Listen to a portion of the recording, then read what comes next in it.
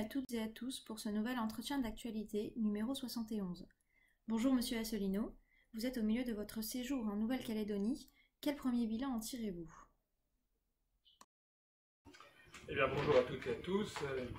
Effectivement, cet entretien numéro 71 est un entretien exceptionnel puisque je l'enregistre depuis la Nouvelle-Calédonie avec dans le jardin de l'un de nos adhérents qui habite au Mont d'Or, c'est-à-dire non loin de Nouméa. Alors, ça fait maintenant bientôt une semaine que je suis sur le territoire, je partirai la semaine prochaine. J'ai consacré 2 semaines au total à la Nouvelle-Calédonie. Quels sont les enseignements que j'en tire? D'abord, c'est un territoire que je connais assez bien. J'y avais passé 4 mois en 1987 pour une mission de l'inspection des finances sur la situation foncière. Ce que je note, c'est d'abord que la population du territoire a été multipliée par 2. Nouméa est devenue une vraie grande ville maintenant. C'est d'ailleurs la ville francophone la plus importante du Pacifique. Je note également qu'il y a une diminution réelle des tensions entre les communautés, du moins d'après ce que je perçois. Ça, ce sont les éléments positifs. Autre élément positif, nous sommes ici en Calédonie avec maintenant plus de 140 adhérents de l'UPR, une équipe tout à fait dynamique, dirigée par Michel Hanoc, qui, toute cette équipe, m'a préparé un voyage mené tambour battant avec de nombreux rendez-vous, de nombreux déplacements, tout ceci fonctionne très bien. Parmi les points positifs également à souligner, un accès assez facile aux médias du territoire. À la fin de mon séjour, je pense que j'aurais été interrogé par à peu près toutes les télévisions, radios et journaux et magazines néo-calédoniens, à la seule exception, peut-être, mais on n'a pas encore donné notre dernier mot, peut-être à la seule exception de la télévision publique de RFO. Alors, nous avons un accès facile aux médias, nous avons une équipe très dynamique. C'est un territoire où j'avais fait un score qui était tout à fait significatif pour la présidentielle, avec 2,41% des suffrages, ce qui était notre meilleur score national. J'ai rencontré de nombreuses personnalités déjà. Nous sommes en perspective du référendum, de la consultation référendaire qui aura lieu le 4 novembre, pour ou contre l'indépendance du territoire. Et on voit également au-delà, puisque je suis venu ici pour dynamiser les équipes, qui d'ailleurs n'en avaient pas tellement besoin, mais enfin pour les conforter dans leur dynamisme, et aussi pour commencer à poser les jalons des élections provinciales qui auront lieu l'année prochaine, au printemps 2019. Il y a 3 provinces désormais en Calédonie. La province sud avec Nouméa, qui est une province à domination avec une forte majorité de population d'origine caldoche ou métropolitaine. Et puis les provinces du nord et la province des îles Loyauté, avec une forte majorité de population kanak. Nous essaierons d'être aux élections provinciales au moins dans la province du sud. Quel est votre sentiment au sujet du référendum du 4 novembre?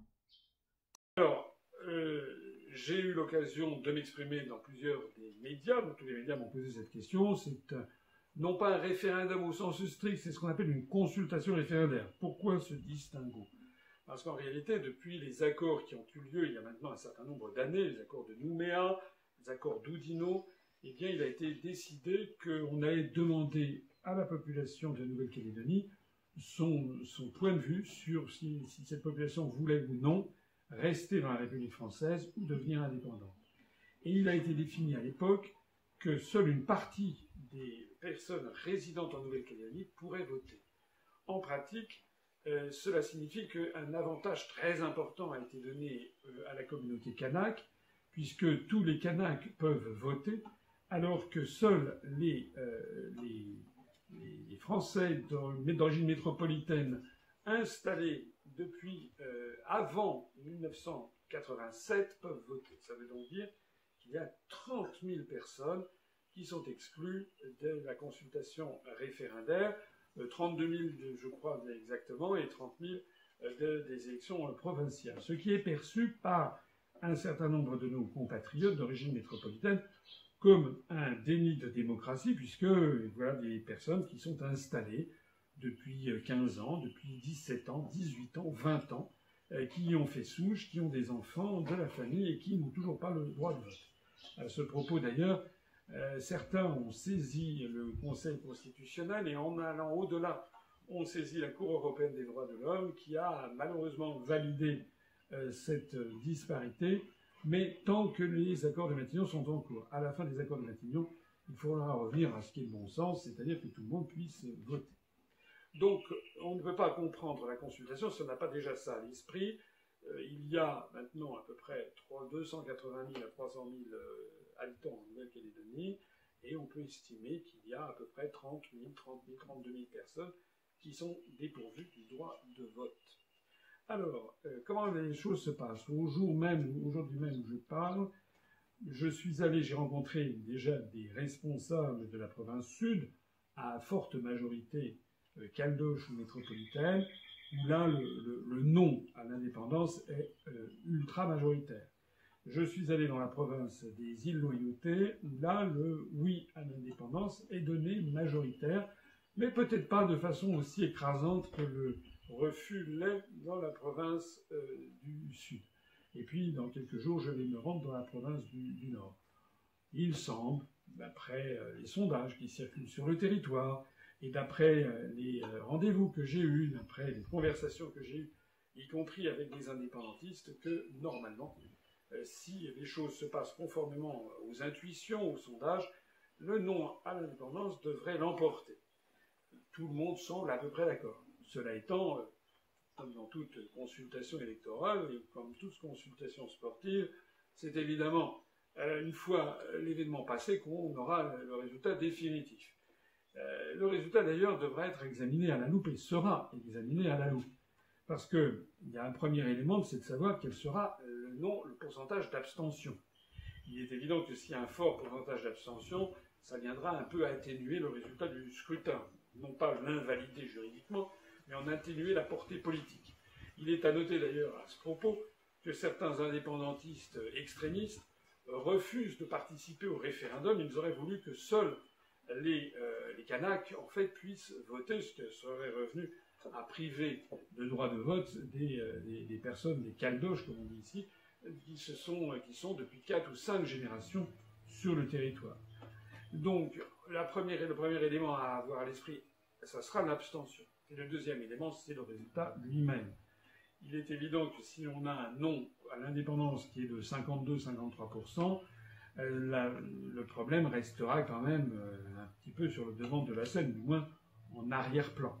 Et il faut savoir que dans les accords de Matignon, il a été prévu qu'il y aurait 3 consultations référendaires, c'est-à-dire que si la première donne un refus de l'indépendance, il y en a ensuite 2 autres où on reposera toujours et encore la même question. On croirait les référendums sur l'entrée dans l'Union européenne, cette fois-ci c'est sur la sortie de la République française. Si l'abstention est importante, ça viendra atténuer le résultat du scrutin. Si l'abstention est faible, et si en revanche le résultat est plus marqué en faveur du refus de l'indépendance, ça aura une toute autre signification politique. Il est évident que si on avait 60% de non à l'indépendance et 40% de oui, ça serait un échec cinglant pour le camp indépendantiste, a fortiori si c'était 65-35. Actuellement, les esprits envisagent plutôt une assez nette victoire du non, mais encore une fois, nul ne sait exactement ce qui va se passer. Moi, ce que je voudrais dire à ce propos, c'est qu'il va y avoir ce référendum, cette consultation référendaire va se tenir le 4 novembre. Donc, pendant les derniers jours, d'ailleurs, des personnes comme moi, les personnalités venues de métropole n'ont plus la voix au chapitre. C'est uniquement les responsables politiques représentés sur le territoire qui peuvent participer ultérieurement à la campagne pour le référendum. Il y aura le scrutin le 4 et puis il y aura le 5, et puis les jours d'après. Donc la question qui va se poser, c'est imaginons que le non l'emporte largement, qu'est-ce que l'on fait? Et là, ça sera évidemment un enjeu très important. Est-ce qu'on va recontinuer cette incertitude institutionnelle? Est-ce que la minorité kanak voudra refaire un référendum d'ici 1 an ou 2 ou 3, relançant ainsi le processus d'incertitude qui nuit quand même à l'avenir du territoire? L'intelligence, me semble-t-il, serait, dans un cas comme dans l'autre, que l'on considère cette consultation comme définitive. Soit c'est le oui, soit c'est le non, et si c'est le non, à ce moment-là, eh bien, on essaie de fixer un statut définitif de la Nouvelle-Calédonie dans la République. S'agissant de nos arguments à nous, moi je suis venu défendre ici le non à l'indépendance. En revanche, le oui à l'indépendance de la France de l'Union européenne. Un maire que j'ai rencontré, le maire de Houé, qui est indépendantiste, m'a dit, qui est un Kanak qui vit dans les îles Loyauté, à Lifou, m'a dit, oui, mais alors, moi je suis d'accord avec vous, je suis d'accord que la France doit prendre son indépendance de l'Union européenne, et je trouve que la Kanaki, qui serait le nom de la Nouvelle-Calédonie indépendante, ou bien Kanaki Nouvelle-Calédonie, elle devrait prendre son indépendance de la France. À quoi j'ai quand même répondu que les deux situations étaient quand même fort différentes, puisque les auditeurs le savent, la France donne à peu près chaque année 9 milliards d'euros à l'Union européenne de plus qu'elle n'en reçoit. Et après le départ du Royaume-Uni, nous donnerons 11 milliards d'euros de plus. C'est donc que notre appartenance à l'Union européenne nous coûte énormément d'argent, et lorsque la France sera sortie de l'Union européenne, la France récupérera son indépendance, mais en plus elle récupérera de l'argent. Alors que la Calédonie, c'est le schéma inverse. Ce n'est pas la Calédonie qui donne de l'argent à la France, à la métropole, c'est l'inverse. Et pas rien. Et c'est là que le bas blesse. Parce que j'ai lu les professions de foi, les tracts, le programme du FLNKS, qui est la principale force qui appelle à l'indépendance. Il y a dedans d'ailleurs des thématiques qui sont assez sympathiques, qui envisagent d'avoir un pays avec plusieurs communautés qui regardent ensemble vers l'avenir, un ton réellement apaisé par rapport à ce qu'il y avait en 1987, que j'ai connu, ce dont il faut se féliciter. Mais en revanche, tous les textes que j'ai lus émanant du FLNKS et des indépendantistes jettent un voile total sur la question financière, c'est-à-dire sur le qui paye quoi. Or, c'est quand même bien là le problème. Tout le problème, il est là et il n'est pas ailleurs. Il faut savoir qu'actuellement, la Calédonie, d'abord, c'est un territoire qui repose sur le nickel, qui est une des grandes ressources métalliques, mais actuellement, le cours du nickel est très bas, le cours du nickel calédonien est assez élevé à cause du franc Pacifique qui est corrélé à ce fichu euro, donc les cours du nickel sont assez élevés, et donc en fait, actuellement, il est concurrencé par le nickel de l'Indonésie, le nickel des Philippines, et bref, les usines de nickel de Calédonie, en fait, eh bien, tournent à perte. Ce n'est pas le pactole que certains imaginent. Ce qu'il faut savoir également, c'est que le budget du territoire, alors je ne vais pas vous le dire en francs pacifiques, puisque je m'adresse principalement à des auditeurs de métropole, enfin je peux vous le dire en francs pacifiques, mais aussi en euros, il est de 250 milliards de francs pacifiques, le budget de l'ensemble du territoire, ce qui représente à peu près 2,08 milliards d'euros. Et la France donne, alors ça dépend des estimations, on estime entre 150 et 178 milliards de francs pacifiques, c'est-à-dire 1,4 à 1,5 milliard d'euros. La France donnant 1,5 milliard d'euros à un budget qui représente 2,08, ça veut dire que la France donne au territoire de Nouvelle-Calédonie plus de 71% de ses revenus. Il est là le problème fondamental des indépendantistes. Parce que, comme j'ai eu l'occasion de le dire, avec beaucoup de sympathie, d'ailleurs le dialogue a été vraiment très franc et très chaleureux même, c'est tout à fait sympathique. J'ai même rencontré le maire adjoint de Ouvéa, qui était un indépendantiste très déterminé, avec lequel nous avons fait la coutume, et c'était finalement très cordial et chaleureux. Mais j'ai bien insisté auprès de mes interlocuteurs sur le fait qu'ils ne devaient avoir aucune illusion. Si d'aventure la Nouvelle-Calédonie devient indépendante, compte tenu des contraintes budgétaires en France, qui sont, l'on connaît, qui sont considérables, puisque tous les ministères sont quasiment réduits à néant, il n'y a plus d'argent nulle part, on supprime les postes de fonctionnaires par milliers, voire par dizaines de milliers, comme c'est le cas à Bercy, ou par milliers, comme c'est le cas au ministère des Sports, comme c'est le cas dans tous les ministères, il est bien évident que, quelles que soient les promesses qui auront pu être tenues, si la Nouvelle-Calédonie devient indépendante, eh bien, Bercy, Matignon, tailleront immédiatement dans le vif des subventions versées à Nouméa, à la Nouvelle-Calédonie. Et il ne faudra pas attendre, à mon avis, plus d'un an ou deux ou trois maximum pour que les 1,5 milliard d'euros versés par le contribuable métropolitain à la Nouvelle-Calédonie se réduisent comme peau de chagrin pour arriver à peu près à zéro, du moins à l'argent que l'on verse aux anciennes Nouvelles Hébrides devenues le Vanuatu lors de son indépendance en 1980. Il faut ajouter à ce phénomène quand même de réduction, il faut quand même que toutes les communautés sur la Nouvelle-Calédonie comprennent ce que ça signifie qu'un budget qui perdrait 71% de ses recettes. Il faudrait y ajouter autre chose, c'est que, bien entendu, tous les fonctionnaires d'État seraient rappelés, donc ça ferait des milliers de personnes avec les familles qui quitteraient le territoire de Nouvelle-Calédonie, et donc ça ferait un effondrement de la consommation, donc des recettes fiscales tirées de la consommation, et un effondrement également de l'impôt sur le revenu payé en Nouvelle-Calédonie par ces mêmes fonctionnaires. On peut donc estimer que c'est peut-être le budget de la Nouvelle-Calédonie devenue indépendante perdrait peut-être 75 ou 80% de ses recettes en l'espace de quelques mois ou en l'espace de 2 ou 3 ans. Autrement dit, ce serait réellement, j'aime pas utiliser ce mot-là, mais réellement une catastrophe. Qu'est-ce qui pourrait se passer à ce moment-là? Il y a deux solutions. Soit la Nouvelle-Calédonie essaie de vivoter tant bien que mal, mais avec un effondrement du budget, c'est-à-dire en fait une paupérisation accélérée, avec des risques d'affrontements violents entre les communautés.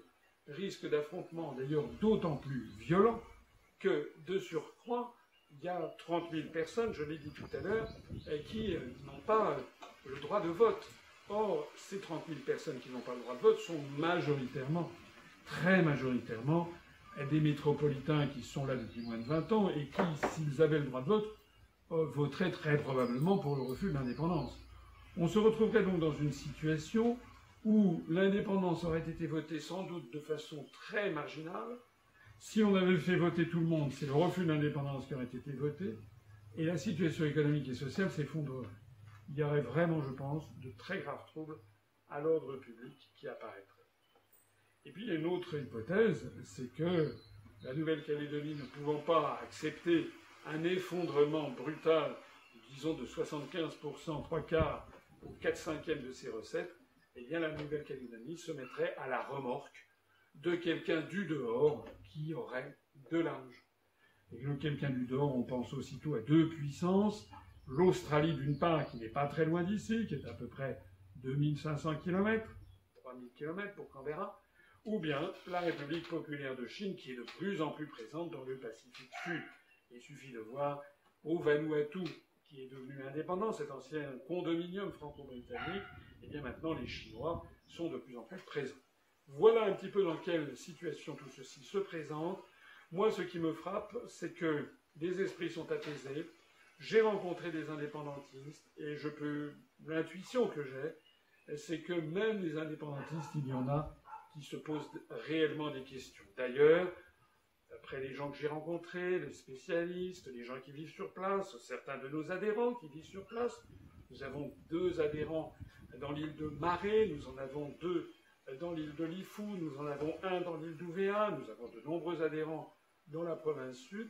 Eh bien, beaucoup m'ont dit, y compris d'ailleurs des Kanaks, qu'il y avait même dans la communauté kanak un pourcentage très significatif de Kanaks qui voteront contre l'indépendance, tout simplement parce que beaucoup de Kanaks se posent en fait la même question que cette question qui avait été celle évoquée lors de l'indépendance des Comores. Rappelez-vous qu'à Mayotte, la population mahoraise avait refusé l'indépendance, justement parce qu'il s'était dit nous risquons, en cas d'indépendance, de devenir un pays en voie de sous-développement rapide, alors que nous tenons à garder les atouts de la République française. Je conclurai par ceci d'ailleurs, c'est que la présence de la France ici, en fait la situation ici est quand même très favorable à la population locale, qui a un petit peu, si j'ose dire, le beurre et l'argent du beurre. Le beurre parce que c'est une situation de très très large autonomie. L'État n'exerce finalement que certaines prérogatives régaliennes, la surveillance de la zone économique exclusive par la Marine nationale, l'éducation, l'enseignement supérieur, la surveillance de une certaine forme de démocratie dans l'audiovisuel, et puis la justice et la sécurité générale des personnes et des biens, ainsi que le code des communes, les communes qui sont gérées. L'expérience a montré que c'était pas mal, parce que, par exemple, dans l'île de Marais, en 2011, les deux grandes chefferies traditionnelles se sont opposées. Il a fallu que des gardes mobiles françaises viennent interposer pendant près d'un an, viennent interposer les deux communautés. Avoir donc un État lointain et relativement bonasse qui surveille ça de loin et qui intervient pour faire et respecter les grandes valeurs républicaines, finalement, c'est une grande chance. Et tout le reste, ça fait partie de l'autonomie et avec un train de vie qui est assuré par la métropole. Je voudrais conclure à ce propos en soulignant que j'ai noté qu'il y a, j'ai vu ça à Ouvéa, des liens entre les mouvements indépendantistes corses et certains mouvements indépendantistes kanaks. À l'île d'Ouvéa, il y avait à la fois le drapeau de la Kanakie indépendante et le drapeau de la tête de mort, le drapeau de la Corse. J'ai vu d'ailleurs que le 21 septembre dernier, il y a eu une résolution qui a été passée par l'Assemblée territoriale de Corse de soutien au peuple kanak luttant pour son indépendance. Donc il est quand même assez notable de voir qu'il y a des forces qui agissent un petit peu partout pour essayer de démanteler la République française. Je n'ignore pas le passé de la France coloniale en Nouvelle-Calédonie, des horreurs, des crimes qui ont été commis, du mépris dans lequel nos compatriotes kanaks ont pu être tenus pendant des décennies, du vol des terres qui ont pu être effectuées. Tout ça, c'est vrai, ça appartient au passé, il faut ne pas oblitérer ce passé, il faut le regarder en adulte, mais personne n'y est pour rien. À notre époque, en 2018, on n'en est plus en 1853, au moment où il y a eu la prise de possession sous Napoléon III de la Nouvelle-Calédonie. Moi, je pense qu'il faut que les communautés travaillent ensemble vers un meilleur avenir. On y fait quand même plutôt bon vivre en Nouvelle-Calédonie. Il y a un problème de disparité des revenus qui est quand même excessif, très exagéré, et il faut continuer à essayer de le refermer.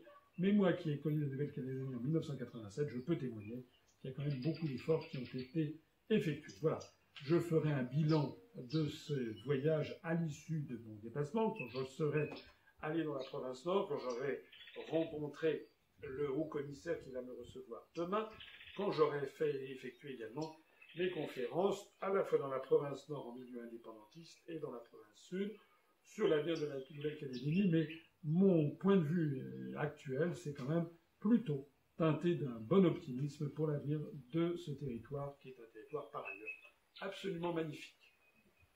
Emmanuel Macron est en Guadeloupe en ce moment, qu'en pensez-vous ? On reste dans l'outre-mer.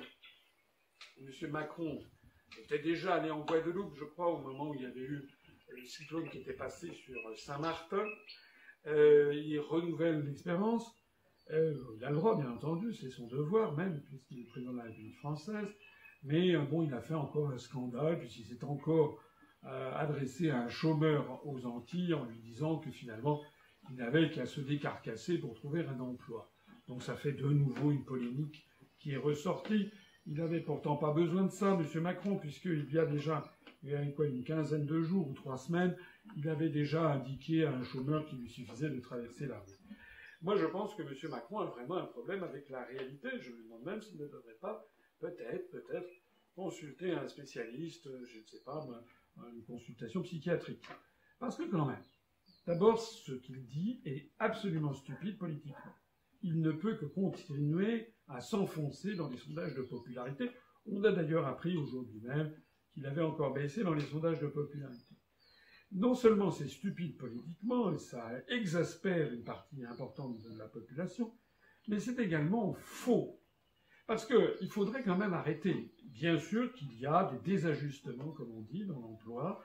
Il y a certaines filières qui ont du mal à trouver des employés, et d'autres qui, en revanche, sont surchargés. Mais de façon globale, de point de vue macroéconomique, comme on dit, la France, elle a pratiquement 10% de notre chômeurs de catégorie A. Il faut arrêter de faire croire que les 10% de chômeurs de catégorie A sont des gens qui se tournent les pouces. Il y a là-dedans énormément de gens qui cherchent des emplois et qui n'en trouvent pas. Il y a un troisième élément qu'il faut avoir à l'esprit. C'est lorsque M. Macron dit « mais vous devez accepter n'importe quoi ». En gros, c'est ça.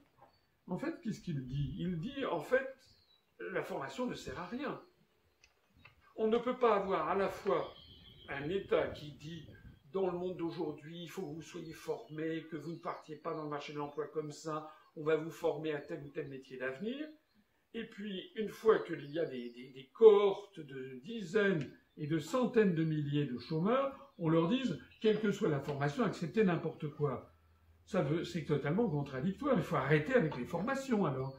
Hein, il faut que, si des ingénieurs doivent accepter des emplois dans la restauration, si des horticulteurs doivent accepter des emplois dans la plomberie, ben, ça veut dire qu'en fait, la formation ne sert à rien, ou alors que le système scolaire est complètement défaillant et oriente des gens vers des filières qui n'ont aucun débouché. Il y a quand même un gros problème dans ce cas-là. Encore une fois, j'y reviens.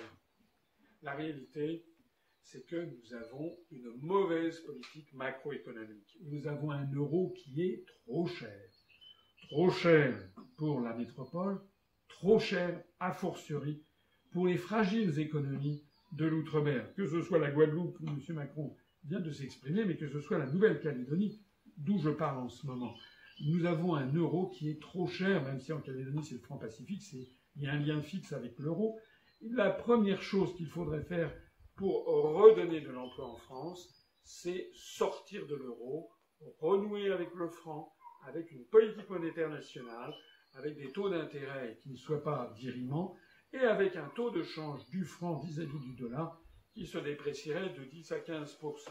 Ça redonnerait un formidable oxygène à toutes nos exportations bondiraient, nos importations s'effondreraient. Et nous aurions donc une création d'emplois très importante. Je me rappelle le rapport de Jacques Sapir fait pour la Fondation Res Publica, il y a déjà quelques années, qui estimait qu'une baisse du franc redevenu une monnaie nationale, baisse du franc de l'ordre de 10% pourrait créer plus d'1 million d'emplois en France.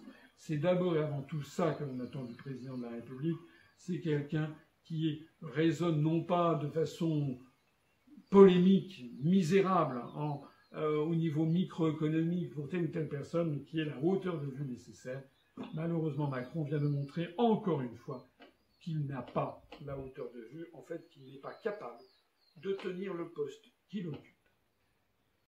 Il y a du nouveau en Syrie. Que pouvez-vous nous dire à ce sujet? On a appris à l'Organisation des Nations Unies, c'est actuellement l'Assemblée générale à l'automne, on a appris que le ministre syrien des Affaires étrangères a pris la parole et a exigé le départ des États-Unis, de la France et de la Turquie du sol national syrien. Il a raison. C'est quand même bien joué de la part des Syriens de s'exprimer dans l'enceinte de l'Assemblée générale de l'Organisation des Nations Unies et de dire il faut que les États-Unis, la France et la Turquie, qui sont présents sur le sol syrien, dégagent, parce qu'ils n'en ont pas le droit au regard du droit international. Un État, les forces armées d'un État, n'ont le droit d'aller intervenir sur le territoire d'un autre État membre des Nations Unies que sous deux conditions. Soit c'est l'État en question qui appelle à l'aide un autre État. La Syrie n'a pas appelé à l'aide les États-Unis. La Syrie, dont le gouvernement légitime est celui de Bachar el-Assad. La Syrie n'a pas appelé à l'aide les forces armées des États-Unis. La Syrie n'a pas appelé à l'aide les forces armées de la France. La Syrie n'a pas appelé à l'aide les forces armées de la Turquie. En revanche, Bachar el-Assad a appelé à l'aide les forces armées russes. Il a demandé à Vladimir Poutine de déléguer des troupes. Donc, les forces russes sont présentes en Syrie conformément au droit international adopté par toutes les nations du monde, alors que les forces des États-Unis, de la France et de la Turquie ne sont pas là à la demande du gouvernement syrien, donc sont là de façon illégale. Pour être précis, il y a une deuxième façon d'intervenir sur le sol national d'un autre État, c'est si le Conseil de sécurité de l'Organisation des Nations Unies a adopté, en vertu du chapitre 7 de la Charte des Nations Unies, adopté le principe d'une intervention militaire à l'étranger, soit sous la forme de casques bleus, comme on dit, c'est-à-dire des forces mises à la disposition de l'ONU, soit sous la forme de contingents de différents États, d'une force de maintien de la paix, par exemple, imposée par l'ONU. Mais il n'y a pas eu de consensus au Conseil de sécurité des Nations Unies. Donc les États-Unis, la France et la Turquie n'ont pas le droit, du point de vue international, d'être présents en Syrie, et c'est la raison pour laquelle le ministre syrien a enfoncé le clou. Il l'a fait d'ailleurs d'autant plus que la guerre en Syrie est pratiquement achevée et que la Russie triomphe. Elle a défendu le régime de Bachar el-Assad, elle triomphe, elle est en train de renforcer considérablement son influence au Moyen-Orient, alors que l'influence de la France s'effondre dans ce pays pourtant cher à la France, puisque le Liban et la Syrie ont été des pays proches des intérêts français depuis l'alliance entre François Ier et Soliman le Magnifique, le grand-Turc Suleiman II, en 1526. Alors, je voudrais conclure ce propos sur l'Assemblée générale parce qu'on a vu cette chose extraordinaire. Les chefs d'État et de gouvernement ou les ministres des Affaires étrangères de tous les pays du monde se succèdent à l'Assemblée générale pour parler à la tribune de l'Assemblée générale des Nations unies. Et on a vu cette chose assez extraordinaire de notre inénarrable Macron qui est allé à la tribune des Nations unies et qui s'est mis à taper de façon quasiment hystérique sur le pupitre de l'Assemblée générale. Or, c'est normalement une assemblée faite de diplomates avec une certaine componction, on parle lentement, on ne s'énerve jamais, etc. Macron, hystérique, qui a commencé à vociférer en tapant du poing sur la table, c'est tout juste, il n'a pas dit devant les 193 États membres des Nations Unies un truc du style « Pensez printemps les États », il s'est donné en ridicule, parce qu'il a dit « Il faut respecter le multilatéralisme, le droit international, et ceci et ça ». Alors les analystes français, toujours prêts à cirer les pompes de Macron, ont dit oui, c'était un message à destination de Donald Trump. Mais à part nos médias asservis, dans le monde entier, les gens ont rigolé, les gens ont été gênés. Qu'est-ce que c'est encore que cette sortie délirante du président français, délirante dans la forme, mais délirante aussi dans le fond? Je viens de dire juste auparavant que le ministre syrien des Affaires étrangères a réclamé le départ de la France du territoire syrien, qui est contraire au droit international. Et c'est à la réponse du berger à la bergère, puisque la veille ou l'avant-veille, Macron avait tapé de ses petits poings sur la tribune des Nations Unies en se faisant le chantre du respect du droit international. Mais non une pire que la France arrête de bafouer le droit international avant que de donner des leçons de morale, de droit à toute la planète. Tous les pays du monde explosent de rire. Macron, encore une fois, a dévalorisé l'image de la France. Macron s'est rendu ridicule avec ses petits points et ses vociférations qui sont contraires à sa politique même. Macron devrait réfléchir à ce beau proverbe chinois qui dit « Il n'est point besoin d'élever la voix quand on a raison ». Quel est votre avis sur la non-réélection de Volker Kauder aux côtés d'Angela Merkel? Alors ça vient de sortir, c'est un peu technique, c'est une information qui n'est pas, comme la grande majorité de nos compatriotes n'y fera pas attention, pourtant c'est une information importante. Ça veut dire quoi? La personnalité que vous venez de dire, effectivement, vient d'être remplacée par, c'est une espèce de, comment dire, de révolution de palais à l'intérieur du parti de Madame Merkel de la CDU-CSU. La personnalité en question, c'était pour savoir qui allait occuper le poste de président du groupe CDU-CSU au Bundestag, c'est-à-dire au Parlement allemand. Bien. Eh bien, normalement, c'était effectivement un fidèle de Madame Merkel qui était élu depuis des années à ce poste, qui est un poste très important. C'est déjà, en France, un poste assez important. Le poste de président de groupe du parti au pouvoir, il était occupé par Richard Ferrand, qui maintenant est devenu président de l'Assemblée nationale en France. Mais en Allemagne, c'est encore plus important.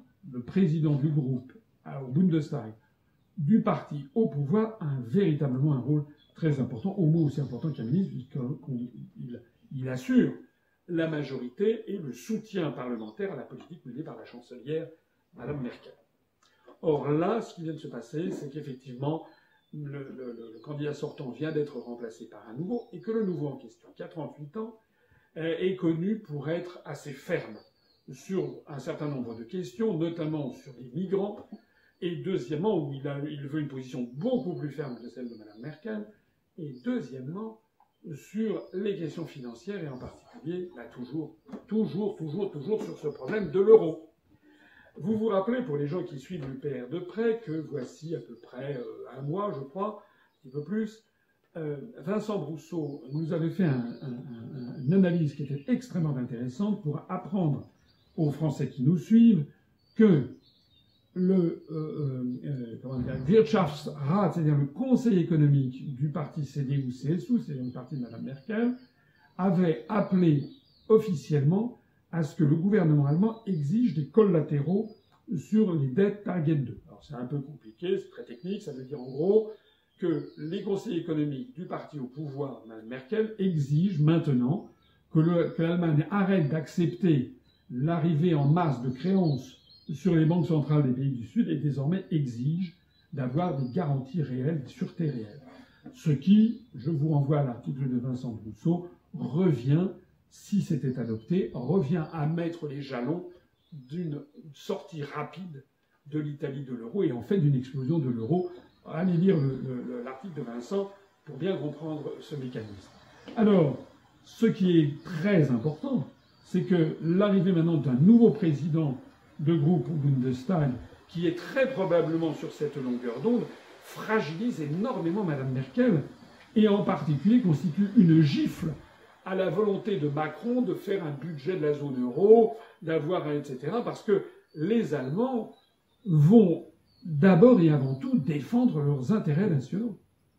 D'autant plus que ce nouveau président de groupe, dit-on, est assez sévère, enfin veut une fermeté sur l'affaire des migrants, ce qui vise à couper un peu l'herbe sous le pied sur le parti Alternative für Deutschland, qui est le parti qualifié d'extrême droite, qui veut justement sortir de l'euro et qui veut justement mettre un coup d'arrêt au phénomène des migrants. Alors tout ça pour dire quoi?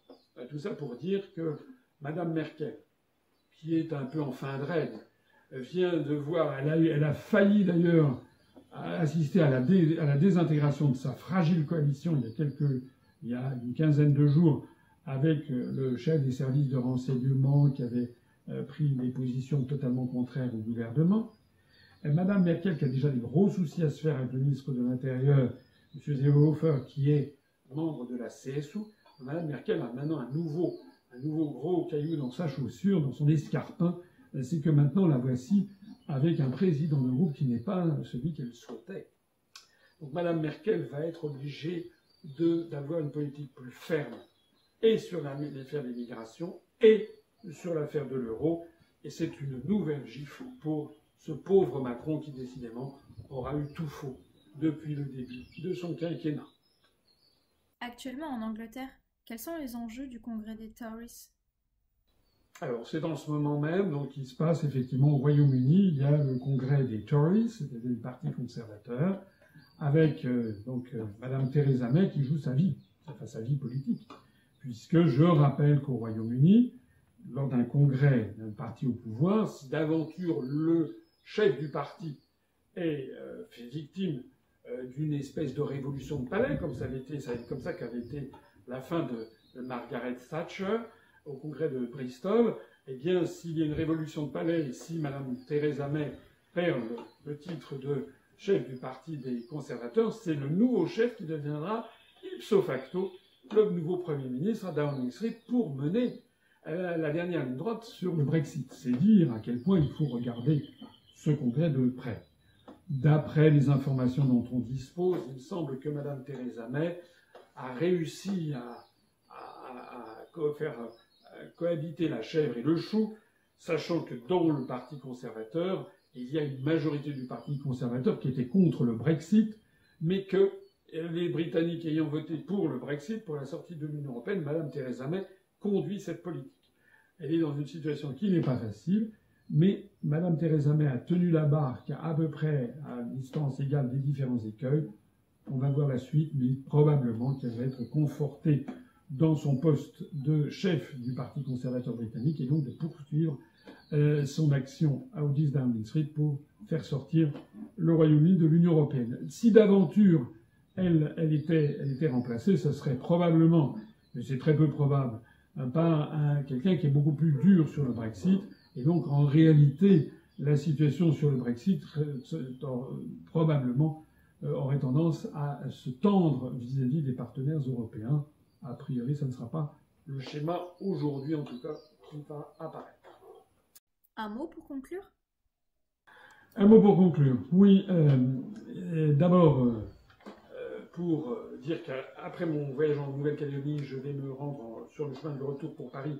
Je vais m'arrêter au Japon et je vais faire au Japon un certain nombre, j'ai des activités toujours très trépidantes. Je vais prononcer une conférence à l'université Waseda de Tokyo. J'irai également à Kyoto où je prononcerai une conférence à l'université de Kyoto. Je ferai également une réunion publique avec les Français expatriés dans la capitale japonaise. Et je ferai également une réunion avec les adhérents de l'UPR au Japon, qui sont une bonne cinquantaine, et que j'aurai plaisir à voir. J'essaierai également de rencontrer d'avoir des contacts avec des responsables politiques, et puis aussi, bien entendu, je vais essayer d'avoir une couverture médiatique, sans doute un petit peu moins favorable que j'ai obtenue en Nouvelle-Calédonie grâce au dynamisme de notre équipe calédonienne, et j'espère quand même pouvoir avoir quelques retombées presse, quelques retombées médias au Japon. Ensuite, je reviendrai à Paris pour finir la préparation de la dernière ligne droite pour notre université d'automne, dont je rappelle qu'elle se tiendra donc à Valère, près d'Azel-Rideau, le dernier week-end d'octobre, 26 et 27 octobre. Il faut absolument que tout le monde se mobilise pour cette université. Nous allons avoir quelques surprises parmi les participants.